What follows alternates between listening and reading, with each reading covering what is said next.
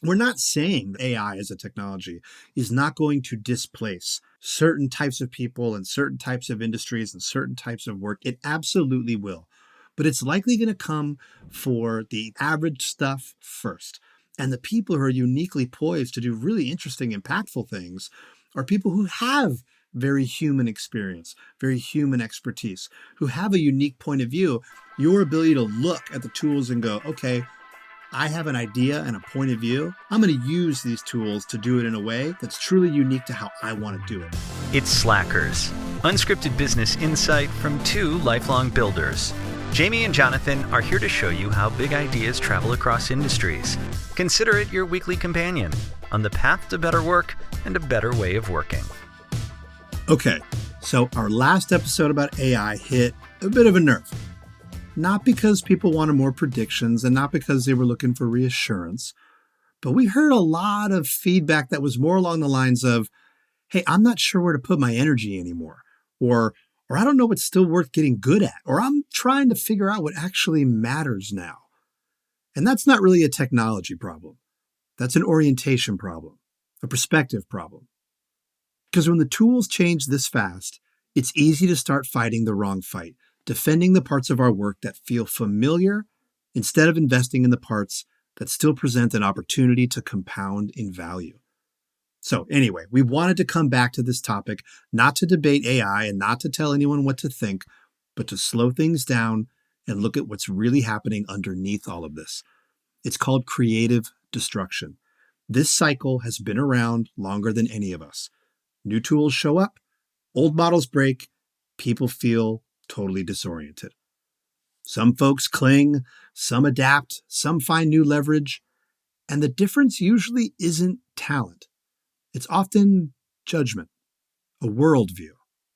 So today we want to talk about how to spot what's being destroyed, what's actually becoming more valuable, and how to make better decisions in the middle of a really messy transition. So whether you are a creative, a leader, or someone just trying to build work that lasts, Jonathan, it's good to see you, brother. When you look at this moment, what do you think people are misdiagnosing about what's actually happening right now? Yeah. Hey, Jaime. I think it's fun that we're talking about this again already. I think it's, I heard from a lot of people on all various points of the spectrum here of just how things are being impacted or their points of view.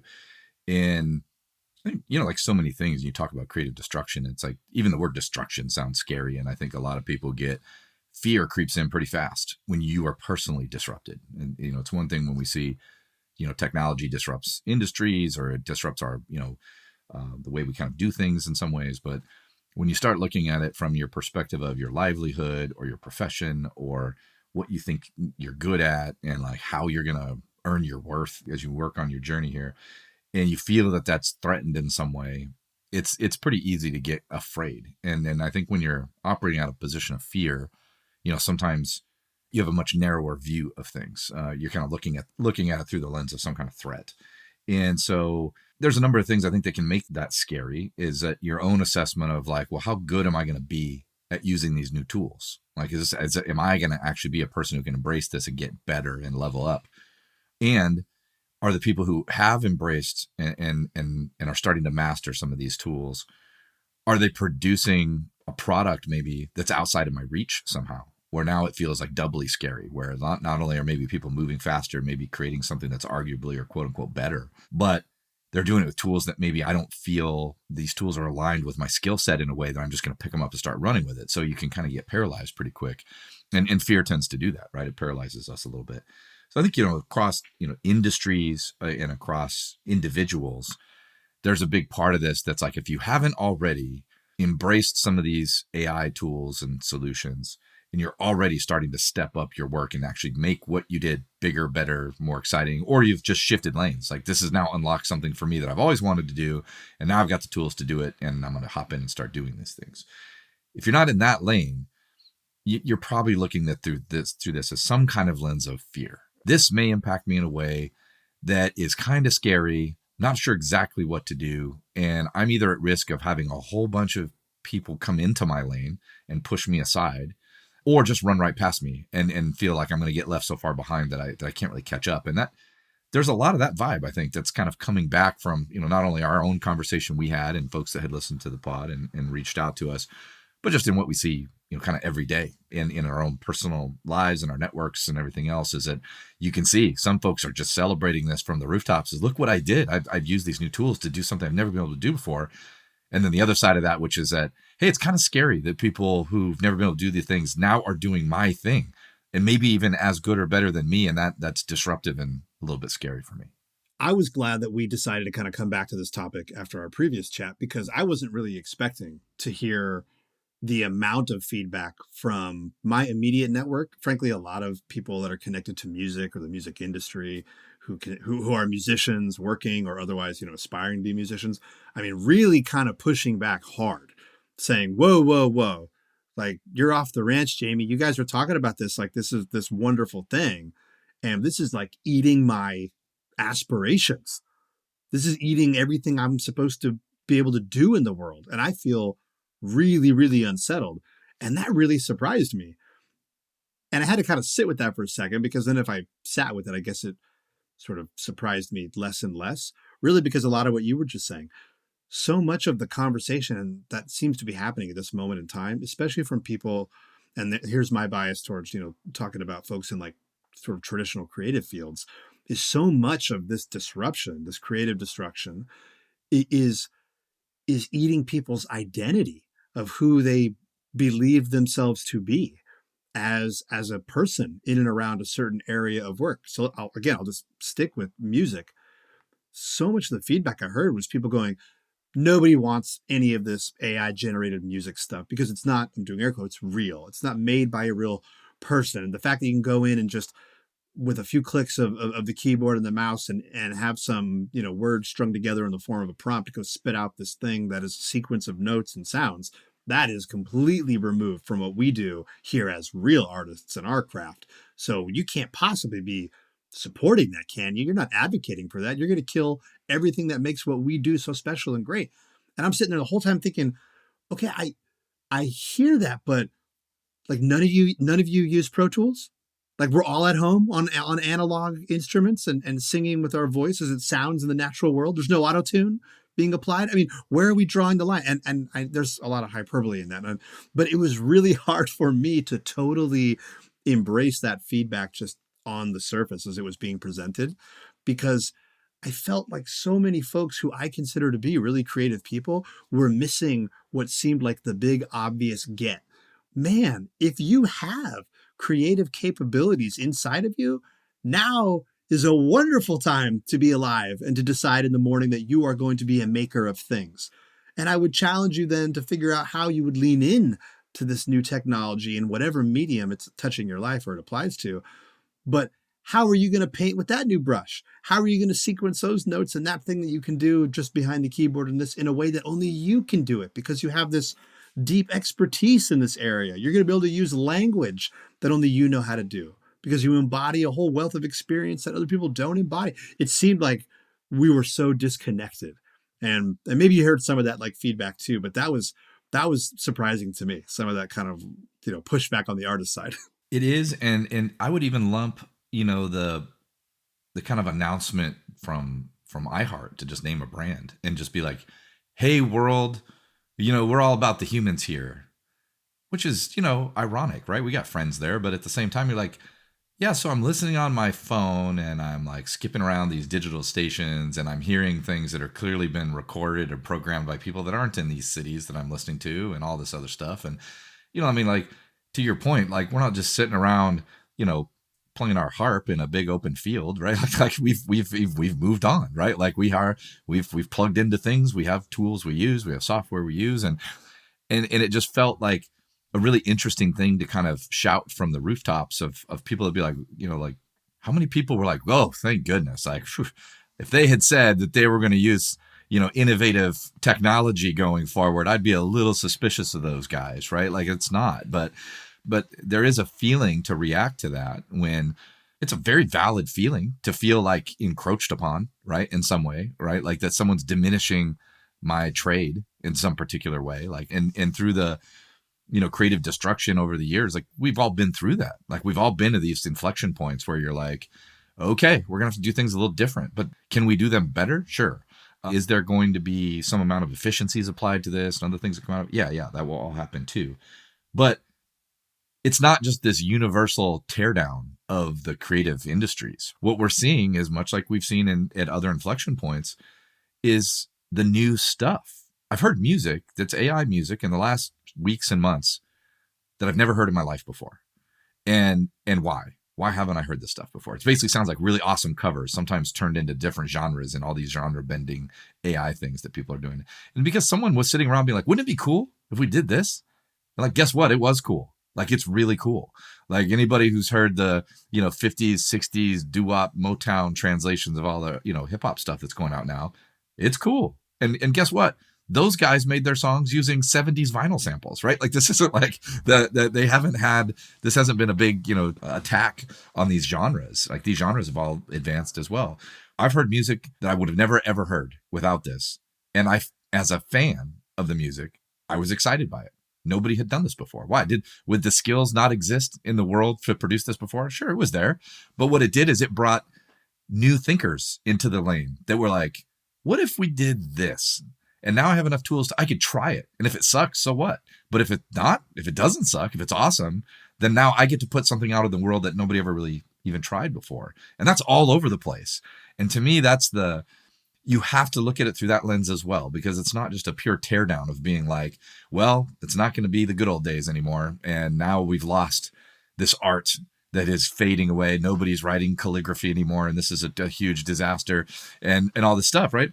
Because what we're getting is new art from new artists that are just using new instruments in front of them, new technology, sure. But it's unlocking a whole different way of thinking, because you're like, you know what I could use this tool for? I could use this to do this. And sure, if I was somebody who possessed all that talent with all the tools that are available, prior to all this AI stuff, I might feel like, I should have done that. Like, I could have been the first guy to do this thing. And instead it's like some dude in his basement somewhere that just figured it out and tried it and made it a whole new lane.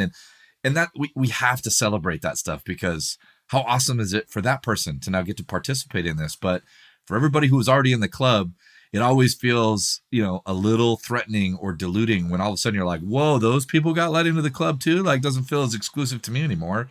And some of that's going on. That's a really interesting point, because, well, I mean, I kind of want to roll back the tape on a lot of the ground you just covered. So maybe I'll put a pin in the kind of culture bit, because that last bit you just landed on, I think is super interesting. That, yeah, there's clearly a culture layer around this entire conversation, where we're really just talking about sort of, I'm doing air quotes again, like the other, the outsider, the person who doesn't look like me, dress like me, talk like me. Suddenly they're in the club. Whoa, that's that. I mean, and you can sort of stretch that analogy as wide as you want to stretch it in the world today. There's no shortage of that kind of use case showing up. But that's definitely a thing. But to roll back to, conceptually, it's probably worth noting for folks, here listening, creative destruction is not our idea. Just to do a little history, chat, right? It's a rabbit hole worth going down. The next time you feel like, hitting something new on Wikipedia, creative destruction is really the brainchild of Schumpeter years ago, kind of an artifact of conversations between Karl Marx, Adam Smith, as they both sat on opposite ends of the poles of thinking about capitalism and kind of the model of capitalism and what purpose it serves and what it can do, what it's engineered to do. And really, without, and I'm no category expert by any means, but the takeaway is that's where we got the word creative destruction. And it was meant to kind of capture this idea that by design, markets are going to constantly be destroying what came before and bringing forward something new. That is what a capitalistic approach to returning on an investment is all about in many ways. The idea that you might have an asset or you control the means of production, which part of this AI conversation is now we all control the means of production. So what does that mean? That means we all are in the business of being asset owners, and we all have the means of production here in our laptops in front of us. I mean, you and I are making a podcast right now. Nobody gave us permission to go make a podcast. You and I didn't go get an FCC license to go broadcast our conversation, over the wires. Part of what that story, the history story, is all about is saying, hey, this kind of stuff has happened before. So it's worth looking back at, to your point, There's not a whole lot of manual transmission cars rolling around on the street anymore for a lot of reasons. There's not a whole lot of horse and buggies happening for a lot of reasons. We are constantly kind of evolving, and technology is often the external expression that we as human beings can touch and we can see. But it's also present in artistic fields, and music is such an easy one to go dig into. And you're a big hip hop fan. I like hip hop. I can certainly appreciate. I have favorites. I'm in that, but I mean, it baffles me that I was hearing from friends of mine who are in like the hip hop world telling me you have to fight against this AI thing tooth and nail with everything you got. And I'm sitting here going, you're hip hop people. Where do you think hip hop came from?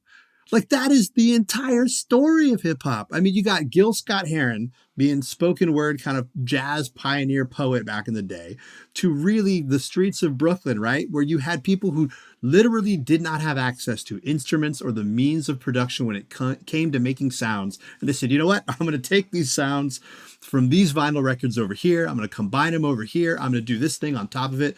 Boom, boom, pow. Here is this new expression. I mean, that is like the germ of hip hop. It's amazing. Hip hop is the one. I mean, you can maybe lean into some of the dance and techno type stuff too, but hip hop is, yes, it was born of this, right? Like teenagers, who had very little access to all the tools they would need to produce music, and yet what did they do, right? They're like, I can combine works of art into my own work of art, and still has my voice and my message and comes from a place of artistic creation.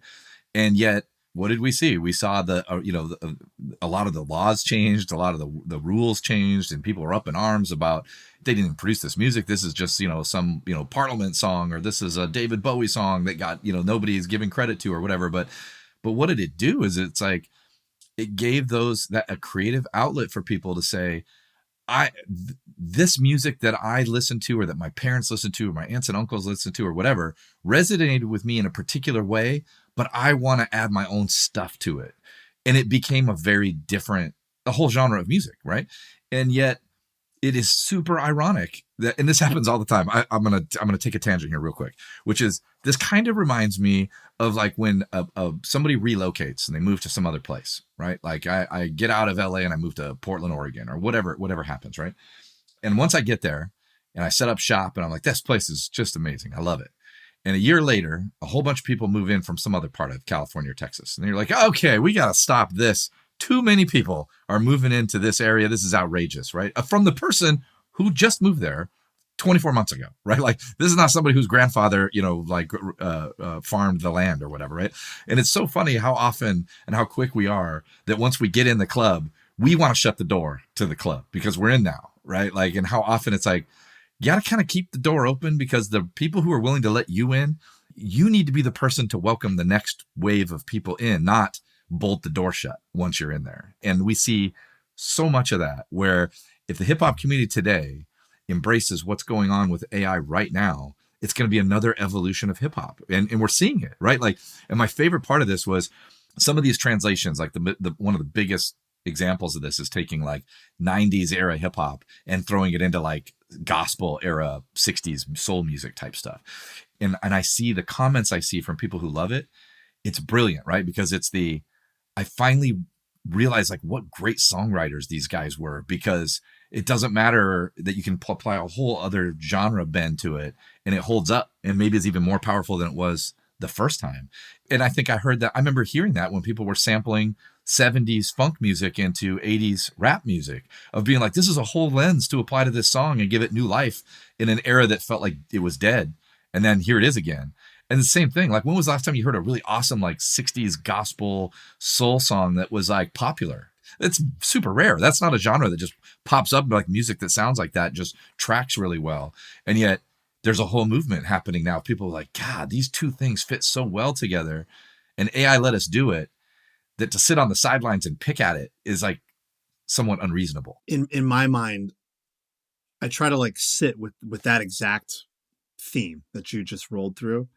And what comes to mind really quick for me is, well, I guess you're right to be a little pissed and put off if the type of work that AI is eating is like the average mediocre work you were doing that you kind of put in this wrapper of, oh, this is my identity. Well, yeah, there's some things it can kind of do.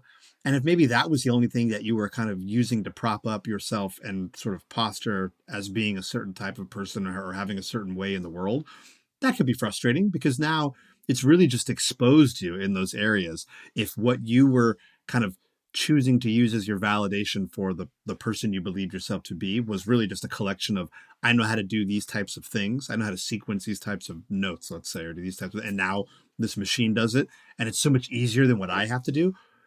I mean, that's hard for me to decouple because I'm going, yeah, I'd be upset if that's really the only value proposition myself as an artist was bringing to the table, which is why you got to ask yourself, is that really it?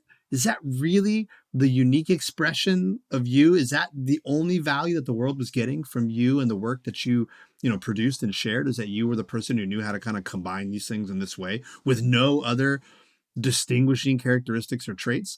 If that's all it was, then I don't know, maybe it makes sense that some of that stuff goes away. But to stick with hip hop is such a great analogy because even within hip hop, I mean, outside of the fact that, of course, hip hop arrives in the world, no radio station wants to play it, right? Parents hate it. It's impossible to have it travel anywhere because it's just not real music. It's not real. They didn't play the notes. They didn't do this stuff. And obviously, you fast forward to today, it's the most dominant music genre in the world. So, it's not like you need to kind of do an entire case study on it, but even within the context of hip hop, look at what happens when the Beastie Boys show up. Look what happens when Eminem shows up. Suddenly it's, whoa, is that hip hop? From the established hip hop people. So we're always living in this cycle of something is going to show up and challenge our perceptions of the world and our own perceptions of how we operate and work within the world, given those things. And so I think when you think about AI at this moment in time for people, and we've been talking a lot about creatives, but this is the same for people in business, people in leadership positions, contemplating, well, how do I bring AI to my team in a way that isn't just sort of, maybe like a taskmaster thing. And I got a lot of people on my team that feel threatened, like because they think it's equal parts going to put them out of a job.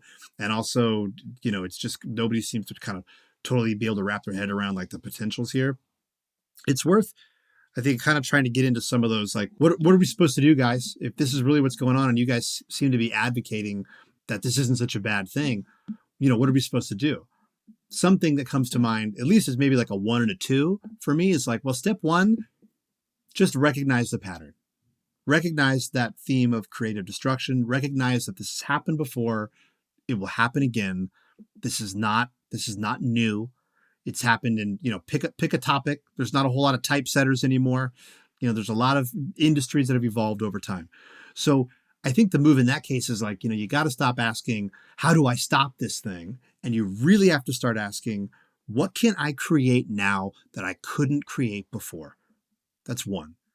And I think the other one, I kind of throw this to you to maybe challenge me here on this one, is I think there's value in also trying to do an audit for yourself, for your team, for the people around you of, okay, well, what is really scarce now then?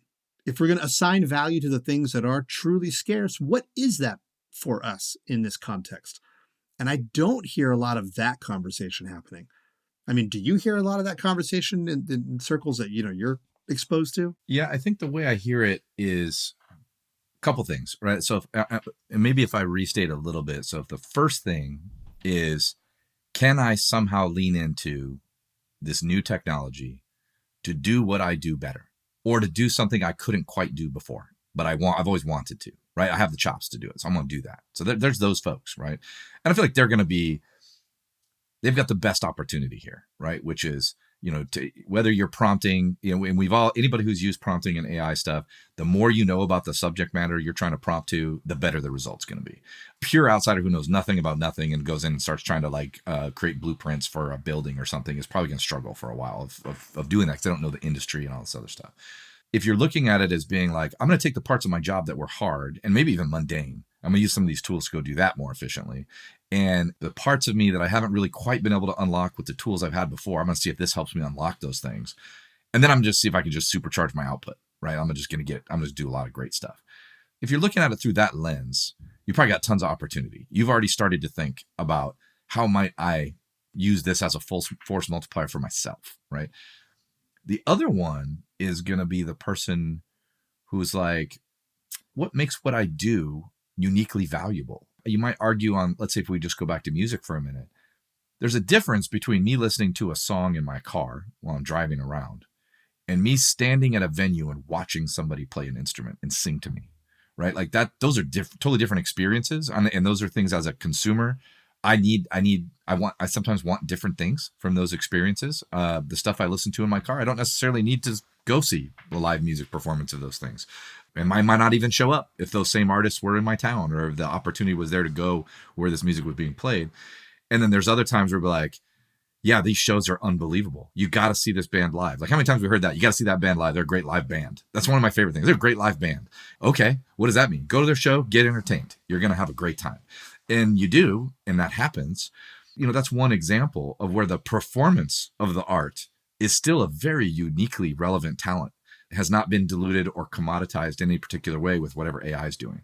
I'm not going to go stand on stage and use like a rock band guitar and press my colored buttons up there and have massive amounts of music come out that I created through AI and people, cheer me on as that being super exciting. Now, maybe that will happen. We've seen it with club DJs where I go, push my things and I can't even tell if that's even the guy that's like, he's got a mask on and he's pushing the right buttons, but I don't know if that's the DJ I paid to see or hear or anything else, but I'm here having a good time and this is a big party. And so what? I know that those are great things. The DJ analogy is a fun one to explore because in that context of live music, which I agree with you, the value, what's on offer to go see music live is very different than I just consumed the sound of the song, right? The live experience touches a whole bunch of other stuff. But even in that realm, you have people looking at these massively successful DJs that have these, crazy residencies in Vegas and do all this kind of, and they're like, what the hell is that? That's not real. That's not live. It's like, there's several thousand people that would beg to differ that's not real or not valuable. And you look around at those shows and yes, the mechanics of what they're doing feel perhaps for somebody who's been raised in a more traditional analog world of what a live music performance is, looks like a guy or a gal pushing buttons on a laptop and just not really doing much. And it blows your head. But look at the world that they create. Look at the spectacle that's around there. Look at how the community is interacting with each other. You start to be able to connect all of these different things and go, gosh, the value of deadmau5 on the stage is not necessarily his ability to mash that 808 button in such a fantastically technical way, but he's created a reason for people to come together in and around this moment in time and space, around these types of sounds, with that person to their left and that person to their right, wearing that crazy outfit and that crazy outfit, and getting into all kinds of shenanigans around this whole thing. I mean, they've used the means of production to bring something new to the world that clearly is resonating with people in a way that I think no one could have ever really predicted. If you just looked at kind of the seed ingredients of music and instrumentation leading up to that world, I don't think the crystal ball would have showed you that. And that's kind of, I think, where you and I riff on this topic a lot when we go is we're not saying that that AI as a technology is not going to displace certain types of people and certain types of industries and certain types of work. It absolutely will. But it's likely going to come for the average stuff, the easily commoditized stuff, the easily repeatable stuff first. And the people who are uniquely poised to do really interesting, impactful things are people who have very human experience, very human expertise, who have a unique point of view. And to draft on your comment about like what is actually valuable, what's scarce, those are the bits, right? Your experience, your judgment, your taste, your point of view on something, your ability to look at the tools and go, okay, I have an idea and a point of view, and I would like to socialize that idea and point of view because I think it's worth socializing and sharing. I'm going to use these tools to do it in a way that's truly unique to how I want to do it. That's still the job. That's still the job. And again, I know that my brain is lodged in the world of kind of like music and art in this conversation. That's my bias. It reminds me of like Austin Kleon, who wrote Steal Like an Artist. And he's an author that I enjoy. I'm screwing the quote up, but it's something along the lines of, he used to say, like, we are not nouns, we are verbs. Don't be the noun, be the verb. Like, don't be the guitar player, be somebody who plays an instrument like a guitar. Be the activity. If all you were seeking was kind of the identity of the person without being willing to do any of the work or the effort required to be that person, you might just be out of luck. Because going up, and out into the world and just telling people that you are an artist or a creative does not guarantee you or earn you the right to build a life or support yourself. And that's just kind of how it works. But it's always been that way. I think it's just kind of harder now to hide. To your point, you got so many outsiders able to come in and kind of shake that whole thing up and go, well, what about this? It changes the stakes a little bit, right? Which is like, let's say you fire up Suno or whatever, and you go in and start playing around with AI music creators, which if you haven't tried it, you should. It's fun. When you go in there and try to make a song, most people, I'm guessing, right? But I'm fairly confident in this. Most people don't sit down to Suno and start, playing around with some of the AI tools, being like, I bet I can make the #1 hit in the nation right now. Like, just sitting here, like, this is the first time I've ever tried music in my life. I'm probably going to produce a hit record right now using this tool. That's not the expectation at all. Like, nobody's sitting there doing that, right? What you're doing is like, I bet I could make something that I would like to listen to. So you're going to start there. Or I bet I could make something that another person that I know would like, a friend, a family member, a spouse, a child, whatever. Like, this would be fun. I could make this thing. I'll give it to them as a gift in a way that says, I created this doing the best I could using these tools. And I think it's a neat song. I think you're going to like it. And the stakes are so different, right? Like, because they're like, well, I could sit here and play with this thing for a couple hours and make a few things that I like. That makes me happy. So I'm going to do that. And maybe I can make this thing for someone else. And I think that's going to make them happy, or it's going to make them feel in some particular way. And they do. And then that works too. And none of that caused a massive erosion in our music landscape. Having people in there making music that have never made music before is not a catastrophe. But it sets the bar, and it moves the post a little bit, right? So for people who are saying, well, my whole goal in life is to be a hit musician, a hit artist. I want to make lots of money. I want to tour, make tons of dough. I want people to love me. I want to be popular. I want this to make me a superstar. And so my expectations are through the roof of where I think I'm going to go. And now I just feel like a whole bunch of people just got let in, and there's just way more competition for that than I ever expected. And that somehow is like disappointing. But nothing really changed. You had unrealistic expectations on one side that were going to be extremely difficult to obtain. It's not like suddenly there's more people playing Powerball, so I'm probably not going to win. Like, that's not how the odds work. And yet the fear is that, oh my God, I've dedicated my whole life to this thing, and I think I've become pretty good at it. And my goal is to be a superstar in this lane. And now there's 10 million more people in the lane than there were before.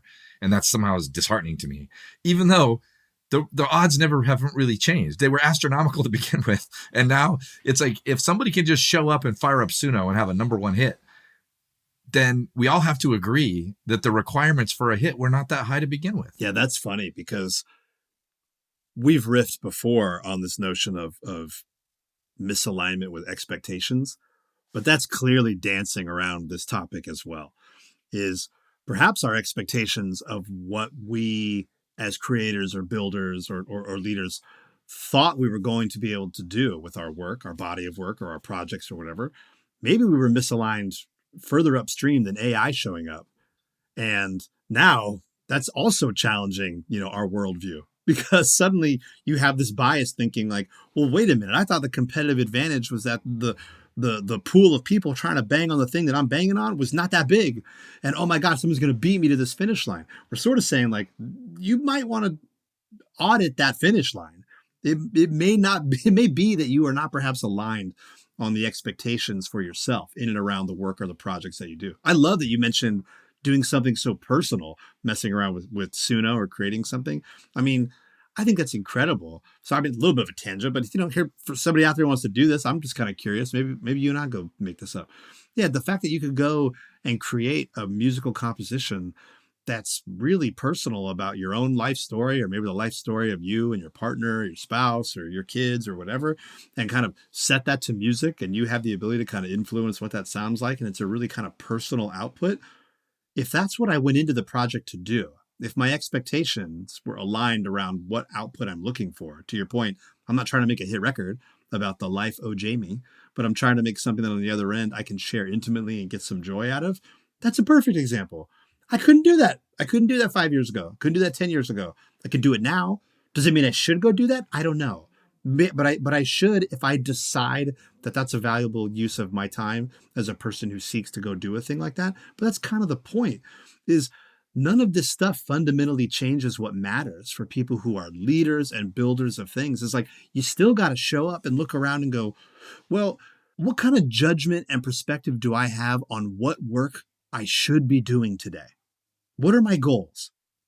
So let's move it into the realm of like a company or a team. You go, what are we actually trying to achieve? And then you got to have a series of decisions to make.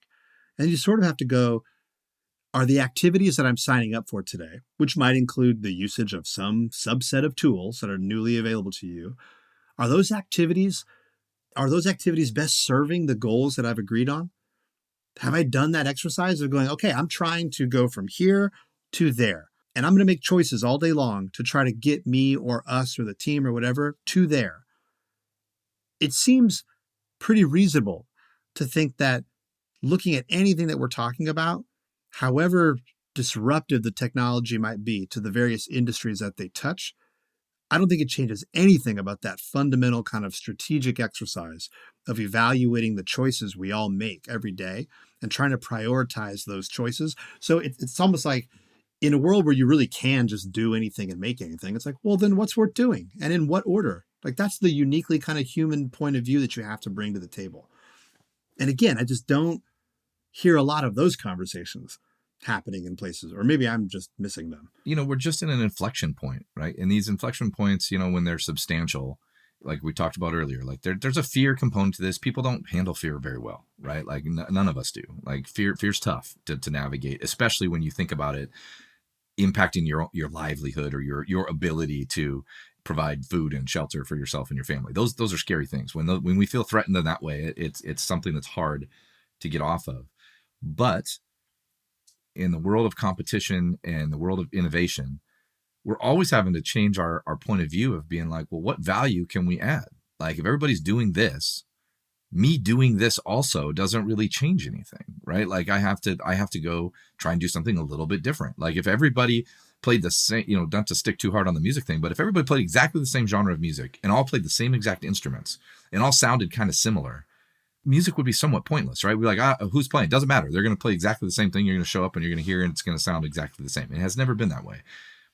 And this just continues that trend, right? There's just more and more and more people that have access to try.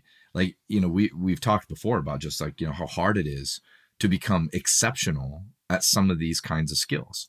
If you want to be an exceptional guitar player, that's effort. That takes a lot of effort. If you want to be an exceptional singer, you may never get there. You just may not be blessed with the ability to sing well, no matter what you do. And yet, can I sit down and type some stuff in and come up with something that sounds really good that another person might really value if I gave it to them? Yes, I can. And so now I have to kind of rethink that a little bit. So the ability to just play a guitar or just sing a song is just not enough. Like, so there has to be something else. Well, what is it? Well, maybe I'm an exceptional songwriter. Well, if you're an exceptional songwriter, you're probably going to be able to outdo AI on songwriting, or at least you're going to be able to add something so custom or personal or deep or thought-provoking that it may not go there. And so you have that benefit. And you have to kind of accept the fact that, yeah, if I wanted the perfect voice for this, AI is probably going to do a really good job. Because I could say, like, I want a mix of this artist and this artist that sounds like this at this kind of pacing, and try it a couple times until I get it right. And like, yep, that's the one. Okay, I'm keeping that voice. That's my lead singer. Well, if you're a lead singer, you might feel somewhat diminished by that. And if I go like, yeah, bring in some, acoustic guitar to this that kind of sounds like alt country-ish, and it does. And you're like, yeah, the guy who's the alt country guitar player might feel like, yeah, I'm kind of diminished by that. It used to be I got the phone call and said, hey, can you lay down this track on here? Now somebody just does that. So what is it that you do that makes that different? And if you really can't come up with anything, then you were never really doing something of high value to begin with, frankly. You might be doing something that's hard, but the value you add, you weren't making a massive difference by doing that. And you could even say, like, if somebody's really good at editing photos in Photoshop, cool. If I can just go into Photoshop now and say, take out this background, put it here, add this person, remove this person, go. And I don't even know where the menu is in Photoshop, and I can do it faster than the production designer that's been doing it for 10 years. That's just a good indication that that wasn't a skill that was defensible in the first place. It just was, it was time for somebody to go solve an inefficient problem. And I'm sure it'd be very unpopular to say, but learning to play an instrument is inefficient. It takes a really, really, really long time to be awesome at playing a musical instrument. And for those of us who didn't start when we were kids, it's like that train is gone, right? Like it's really, really difficult to be like, I'm going to become a virtuoso at the piano or a guitar now in life. It's not going to happen. And all of a sudden somebody wheels out this thing that's basically, I learn how to play the guitar in 30 seconds. Am I going to try that? Yes, I'm absolutely going to try that. If somebody gives me a thing that says like, you know, you've never been able to do this in your whole life because it was the amount of effort was so inefficient for your life that you could never embrace it. And someone just says, never mind, I'm just going to give you that skill. Hey, Jamie, instead of having to learn Chinese, I'm going to give you a little earpiece. So when someone speaks Chinese to you, you get to hear it in your language. And when you talk, they hear it in their language. And someone may say, well, that's bullshit, man. Now you don't even have to learn Chinese. You can just talk to Chinese people. Yeah, that's a win. That's a win. That's super inefficient for us to have to go learn a whole foreign language just to communicate with another person. And yet we always just push back when it suddenly feels like something that used to take months or years or decades to be good at, that you can now be competent at in seconds or minutes or hours. It feels threatening, but we have to know that it's like, that's just an inefficiency that's been removed, that's now unlocking an opportunity that was impossible before. And rather than be scared and very overly protective of these things, we have to be like, yeah, God, I've been teaching Chinese to kids for so long, American kids, and, you know, years and years and years, and they can kind of become competent. I feel super threatened by these earpieces and, you know, and glasses that make it possible for these people to just automatically talk to each other. Be like, but wasn't that the goal? Like, that was the goal, right? The goal to learn Chinese is so that you could years later go talk to somebody in China or a Chinese speaking person, and you would be able to have that conversation. And yet we still get scared when the whole point of the thing is realized. Like, I you know, would I don't even know from your point of view, Jamie, but as a musician, would you say, if I could just snap my fingers and make it possible for everyone to be able to play every instrument in right now, would I want that? And maybe you'd be like, yeah, that's pretty cool. I think I would want that. Or would you feel like, I don't know, man, I spent my whole life learning how to play the guitar, and I feel kind of like that might have been like wasted somehow if all of a sudden this guy over here can just like create awesome guitar music out of nothing. Yeah. Again, I think it's that collision, especially in creative fields, but I think everybody wrestles with it as a professional at this moment in time because of just what AI is doing across the board. That collision of, am I really just romanced with the identity of this role or this title, like you know, the Austin Kleon quote again, like the noun of me. Think of it like from an entrepreneurial point of view. I know you asked about music, but I'll keep the same thing. Like if I just am the type of person who always wanted to just be an entrepreneur, I wanted to start a business, I wanted to have my own business, and I cared about that. I talked about that. I just really wanted to have the identity of being somebody who was an entrepreneur and built a thing, but I always found reasons to like not do it. Maybe when the new year turns around, I'll do it. Or maybe when I take this extra course or learn a little bit more about this particular topic, then I'll do it. So often, and it's easy to go into music too, you get caught up in that tension of, I'm really maybe just romanced by the identity. I'm not really willing to sign up for the effort or the work or the verb that's required to be the thing, not just say I am the thing. And in music, to your point, I think that'd be incredible. It would be really hard to reconcile whatever specialness I had adopted about myself as being a musician if suddenly the definition of, if everybody could put musician on their social media bio and on their LinkedIn profile or on their resume, oh yeah, and also musician. Okay, well then maybe the specialness is diminished because it's not scarce anymore by that, you know, metric.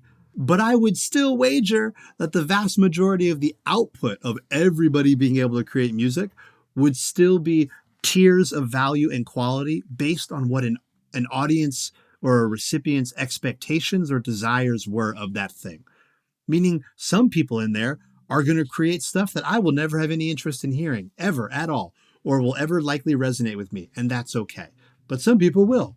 And the job is still the same then, is to what degree are the creators of anything invested in trying to find that that minimum audience of people who are going to be highly engaged and passionate and care about the thing that you're bringing to the world, whether it's art or whether it's a product or a service or a solution, because you've invested the time to not frankly worry about how many people are playing the game. You're deeply worried in, am I working hard to try to serve the customer, the audience, insert, the marketplace, whatever that is, which is just, it's the same stuff we talk about all the time.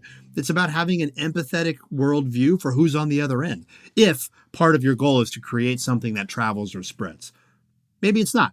Maybe I am really just making music because I want a collection of my own stuff on the shelf and I'm not really that concerned with sharing it. That's fine. But what I also know is that the people who I think have a unique advantage at this moment in time are maybe the people who, I'll stick with the musician thing still, who considered themselves musicians before all this stuff showed up.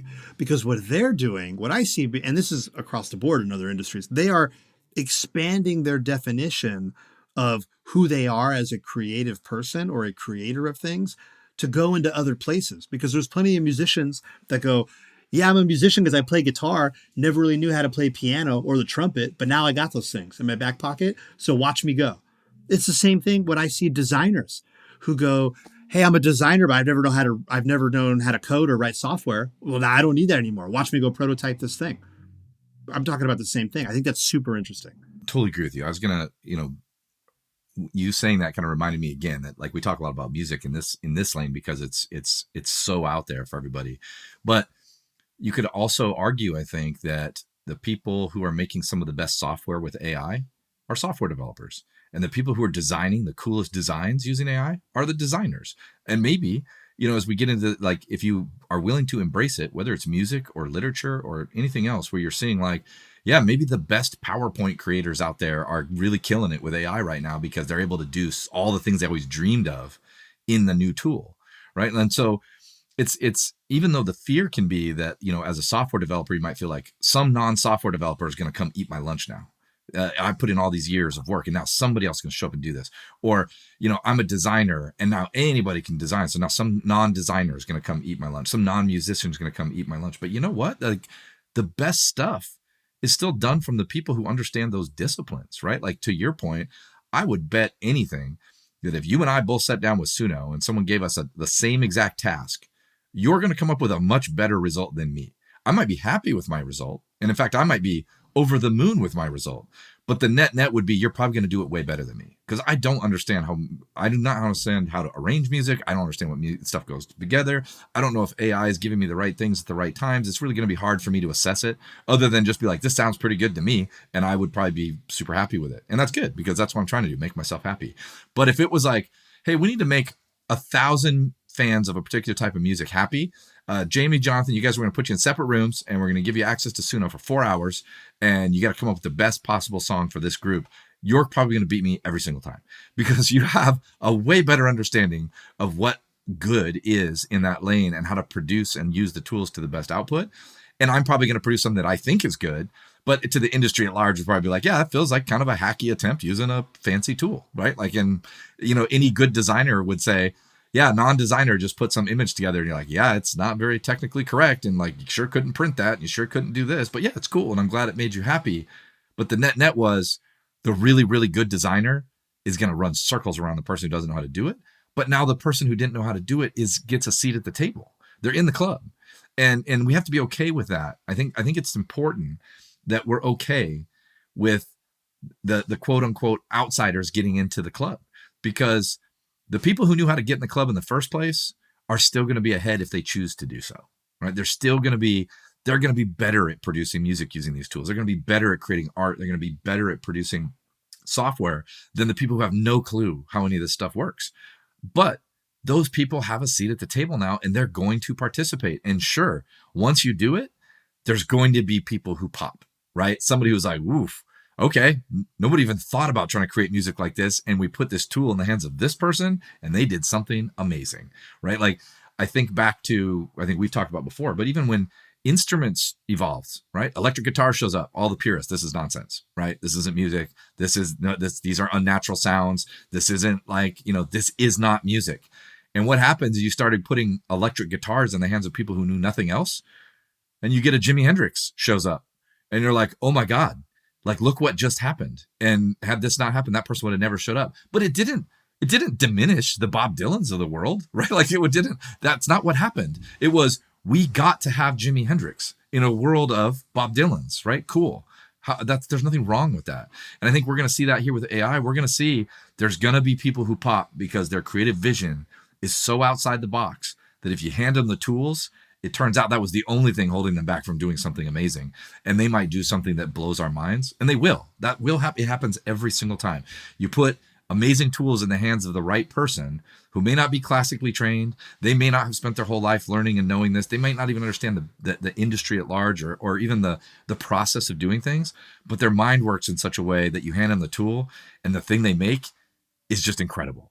And it's undeniable. You're like, well, yeah, somebody did the AI thing and they produced something that nobody could have ever even done before. It was like literally impossible. And because they had these tools, they made a song that nobody could ever make before. And now it's a whole thing, right? Like, and yeah, if you just like, I'm going to try and produce a one-off of a band like this or a thing like this or an also-ran or whatever, sure. You might make something that make yourself happy. You might have fun doing something you never thought was possible. But it also means there's going to be these superstars that just pop out of nowhere that we would have never gotten. We see it in YouTube. We see it in all these lanes of like new innovations. You hand somebody a tool and they do something amazing with it because they're not encumbered by all the limitations that preceded that. I think you're absolutely right that anybody who is showing up willing to lean into the technology, who has a deep wealth of knowledge or experience in a particular area of work, is uniquely poised to do incredible things. And then if we just embrace that that's the potential here, we're going to be able to unlock an enormous amount of new value. We're going to be able to solve new problems. We're going to be able to address things. We're going to be able to do the hard work, the very human hard work of deciding what to do and in what order. Now that we have nearly limitless potential when it comes to the production and the creation of stuff, we're just going to have to evolve to ask more thoughtful questions about, well, what problems are worth solving? What art is worth making? What ideas are worth amplifying and spreading and sharing? Because what I also love, and I agree, by the way, that like if you have that deep expertise in a particular field, man, these tools are your friend because you're going to be way out in front when it comes to using these things in those areas. But I also love, to your point about people getting a seat at the table, that some of the most interesting, cool, fun things that I've seen lately are literally, I've seen coaches, athletic coaches, baseball coaches who know nothing about software or software development or coding that are building and launching apps. I'm seeing designers obviously prototyping software without engineers. I mean, you and I make podcasts. I see podcasters making video channels without editors. I see nonprofits doing an incredible amount of like donor research without hiring a whole bunch of analysts to go figure out, that piece of the puzzle. I see teachers that are generating creative lesson plans for their classroom with way less work, way less friction. And they're starting to talk about their own jobs in new ways, going like, what are we really here to do as teachers? Is our job to make sure that they can like regurgitate the right stuff, these kids on the test to pass the test? Like, is that the point? Or are we challenging them to actually evaluate what problems are worth solving and in what order? I mean, I'm hearing those conversations. Not a lot of them, but some of those are happening. That's pretty exciting. That's what energizes me around this topic. That's why I'm glad we kind of brought this back, because I certainly wasn't expecting to hear what we kind of heard out of the gates with the previous episode, which some of it I feel like you and I were both kind of, well, yeah, duh, right? And so many people, at least that I heard from, it sounds like you heard from too, were like, no, man, like this is not good. This is not great. I think we're still putting a flag in the ground saying it could be and probably is pretty great. It doesn't mean that you just let it run unfettered, but come on, gang, let's not kill it. Yeah, lean into it. Like I think that is the most relevant point of this all, is that if you're proud of your craft and your skill and the lane you're in, and that you've built a lot of knowledge on this, go use these tools to make it bigger, better, more exciting, and try different stuff. Try the things you couldn't try before. Try the things that were hard. Lean into it and outpace these people that are starting to dabble in it, right? Because they don't have that. Now, I still believe that when you give the more exceptional tools you give to more people, you're going to find a new way to use that tool. And whether it's, Hendrix and his electric guitar, or whether it's Suno for music, is that there's going to be people, or our 80s, rap and hip hop crowd that was like, hey, these P-Funk records are pretty cool. What if we did something else with them? That crowd's going to produce things that we've never heard before. And there's enough of them. They're going to be so excited to be in the club that they're going to show their worth by producing things that nobody's ever produced before. And without these tools, we wouldn't have those producers even playing in the game, right? They wouldn't even be there. And yet now we get to see, well, what happens? Like, what kind of music does the world produce if everyone in the world can play instruments and sing? What happens in that case, right? Well, the people who are great at playing instruments and singing will even be better at playing instruments and singing, is what's going to happen. But we're also going to find out there's a lot of people out there who, if you give them the instruments and you help them sing, that they might produce some of the most amazing music we've ever heard. And that's the whole point, right? Like, is more art, more better art. And that the stakes don't have to be so extreme. It's like, well, I got to commit 20 years of my life. And if I really want to make a living at this, I got to tour all over the world, and I got to grind this out and ride this bus and stay in these hotels and be with these band members I don't like, or whatever else the case might be, only to find out still almost zero people achieve success in that lane. And now it's like, well, what if I didn't have to go through all that just to give it a shot?